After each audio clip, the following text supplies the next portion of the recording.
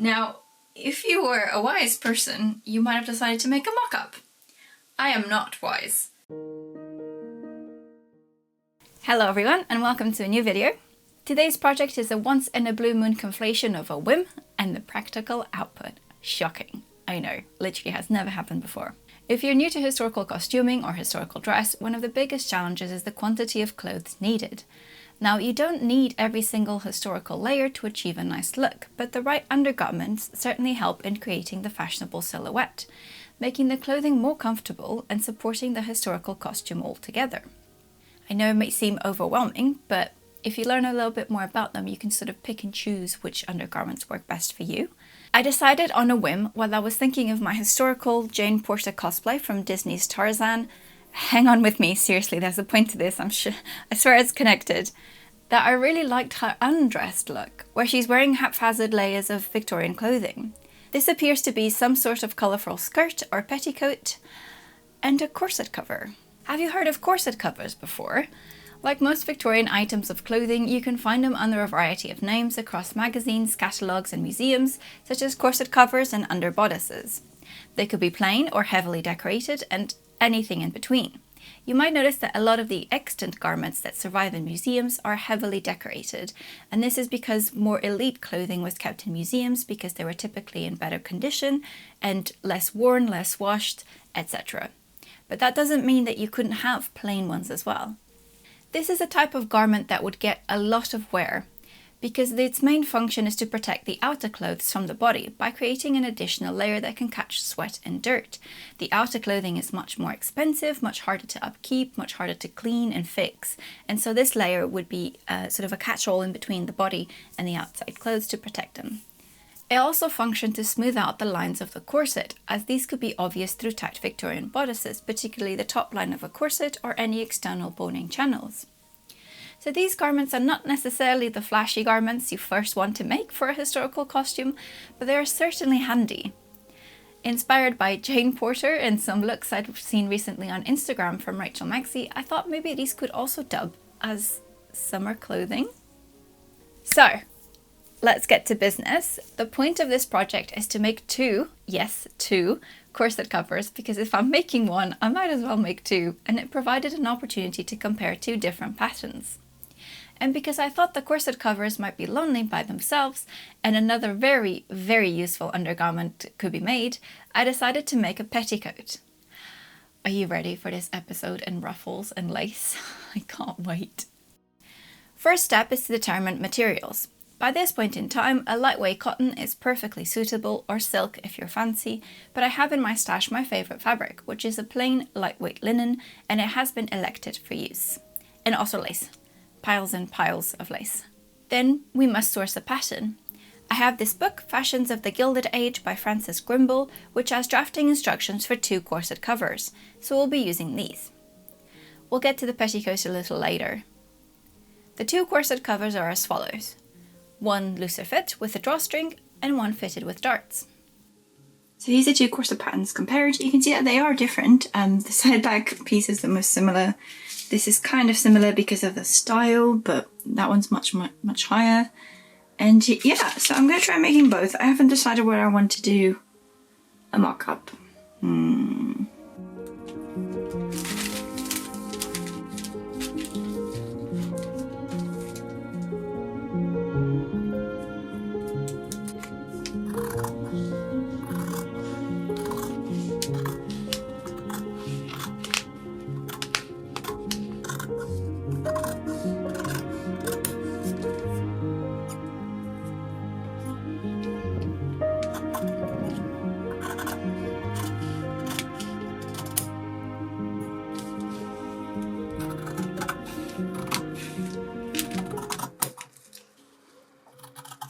Hello, so I just wanted to talk really quickly about the plan. So you've just seen me cut out both of the corset covers from this lightweight linen from my stash. You can see it here.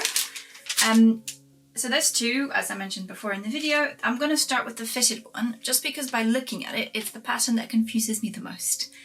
Now, if you were a wise person, you might have decided to make a mock-up. I am not wise, and so I'm just going to go in because I don't think These are meant to be like quite loose fit undergarments. I don't have high standards for them, and I'm going to throw a bunch of lace on it. So whatever doesn't work, will just be covered by lace, and I can live with that. I just want a quick, easy project that's really pretty and that I can use in the summer as tops or for historical undergarment things. So no more umming and ahhing. I just want to tell you really quickly the game plan. So the game plan is there's 2 darts at the front on either side, so I'm going to do those first, and then I'm just going to sew up all of the seams, which is the side back seams, the side seams, and the shoulder. And I'm going to try it on, and that's it. And then once I'm happy with the fit, I'll fiddle with it as much as I can or need to. I will finish the seams probably by flat felling them. So that's the plan. Let's go.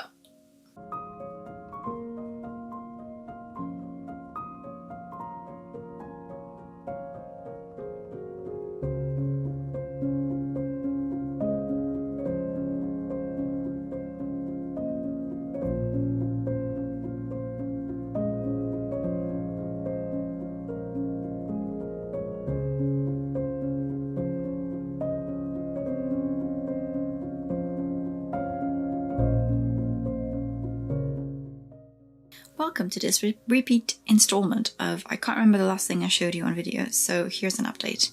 So I think I was doing the darts. I did the darts. They look good. I tried it on. It was a little bit tight, but thankfully I had the button placket to add still, which added just an inch to the front, and I think it's just really well fitted now, and it should be alright. And obviously if it's worn over a corset, it'll be fine because I'm smaller in a corset. The other thing I did was that I flat filled all of the seams. I kind of regret this. It's not my smoothest work, sadly. But it was late at night and the decision had been made, so it was being executed. This is fine. I mean, whatever. I'm trying to get a bit better about using machine at a time period, machine top stitching at a time period where mass-produced stuff was being done with machine stitching. So that's that. The button placket I think turned out really nice and neat, so I just need to add the buttons to it, and now I need to decide on the trimming. But this is why I wanted to come on here, because as you can see, this does not resemble that illustration at all. I don't know what they were on about. I'm going to pin it shut and show you the book again.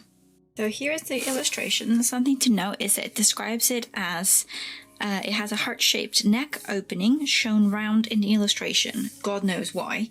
But either heart-shaped or round, this is not it. So keep in mind, this is it, right? Open neckline, much smaller strap here. And we turn over here, and we have what, to be fair, looks exactly like an 1880s bodice.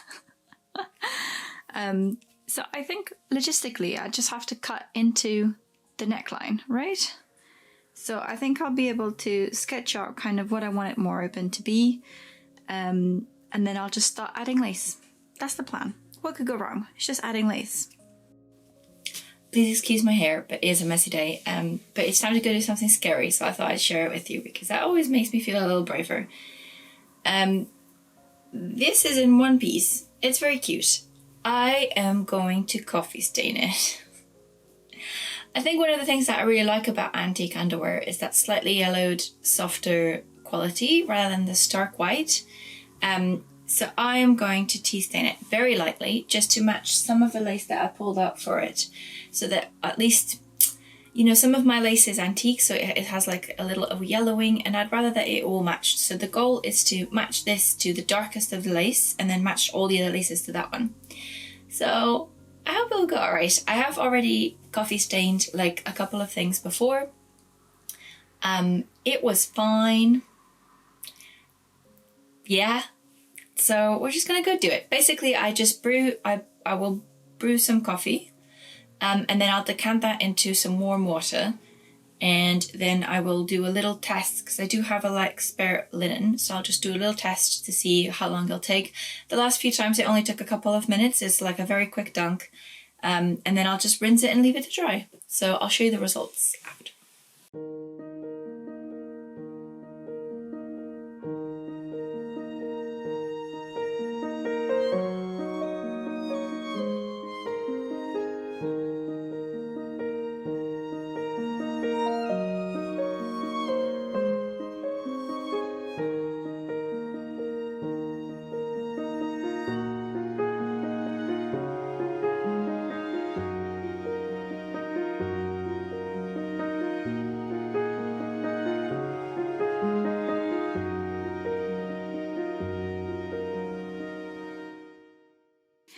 So here it is. I think it's super cute, but obviously a lot has happened since I last checked in, so I just wanted to catch up on what I've done. So obviously I did tea stain it. It's a very, very light difference, but it's just enough, I think, in person to make it look a little bit more, I don't know, like worn, like real.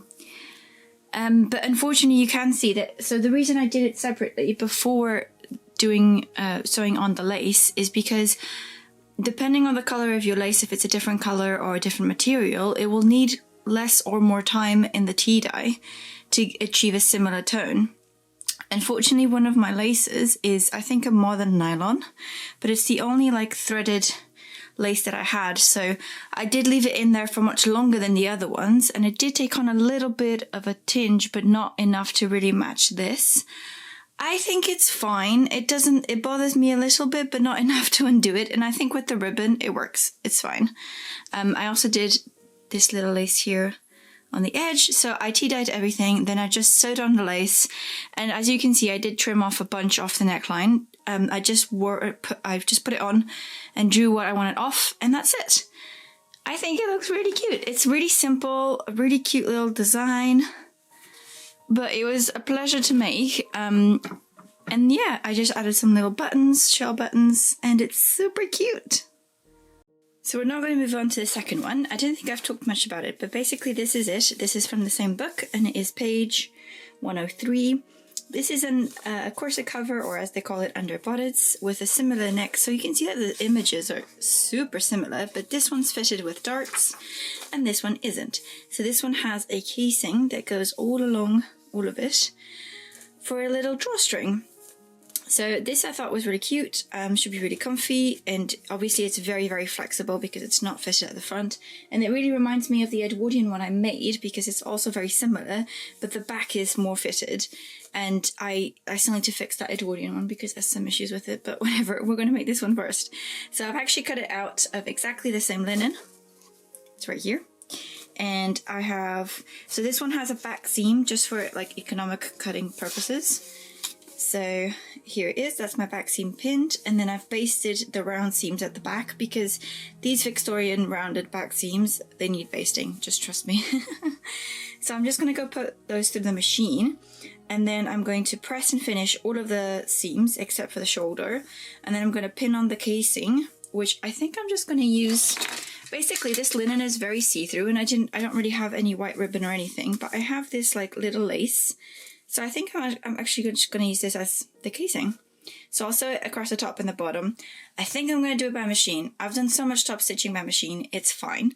And then I'll do the button placket at the front, which in this case I've inbuilt into the seam allowance. So that means I'll just have to turn it back, top stitch, add buttonholes. And then we get to the fun bit, which is lace trimmings again. So let's go.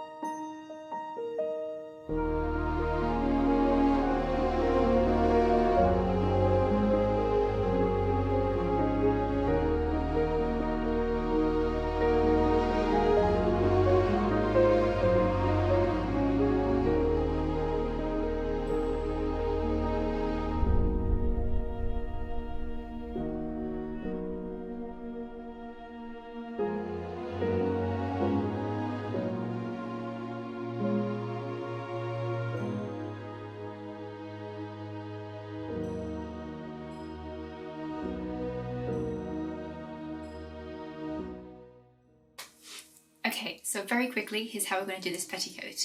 So excuse this weird angle, I've just changed the legs on my camera and I can't be bothered to change them again. And this next door's washing machine is going and you can hear it, I'm sorry. This is just how life is. Here's how we're going to do this petticoat really quick. I'm going to use my 1890s Keystone walking skirt draft. I'm going to use, if you've done that draft, I'm going to do panels 1, 2, 3 and 4, and I'm going to swing out 4 a little bit. I'm not going to use 5 because that'll be too much volume. I've measured that I think my final petticoat should be about 27 inches long, and I've ascertained that I want the main panel to be about 60% of it, or I think so, I can't quite remember, I did the math a few weeks ago. But anyway, I'm going to shorten my pattern which looks like this. I'm going to make sure that from the top it's only 19 inches long. I'm only going to use 19 inches of it. And then I'm going to measure, I've got some lace that I want for a frill at the bottom. Come on, light. For a frill at the bottom, and I'm going to subtract that. And then I'm going to cut a strip just of the linen to gather down into a flounce, attach the ruffle to that. So yeah, I'm just going to go to cutting. It should be pretty straightforward. If it's not exactly 27 inches, it's not the end of the world. I just sort of I don't want it to be longer than that.